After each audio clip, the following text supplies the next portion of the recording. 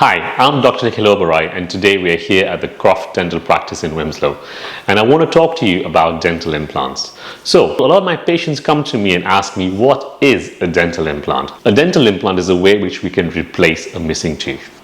Now, this can be done in various ways, but if we talk about the basics about it, that will be great. So, what happens if you have lost a tooth or your tooth has broken?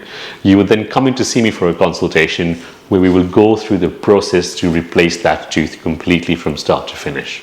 We will then give you a bespoke quotation in where you can see the breakdown of the cost. We pride ourselves in making sure that we are very clear and concise with the pricing of dental implants, so you know exactly what you are getting.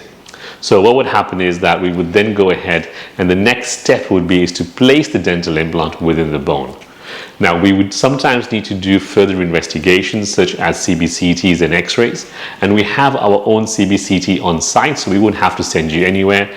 And what happens is that gives us a 3D view of your jaw in which we can then plan where the implant is going to go.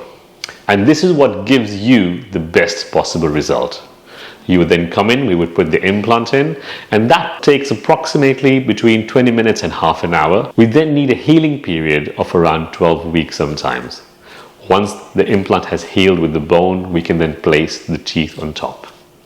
In certain circumstances, we can potentially put the implant in and give you a crown on the same day. But this depends on the circumstances of the tooth, where it's located. So, for more information, come and see me for a consultation, and I look forward to giving you your tooth back and giving you your smile back.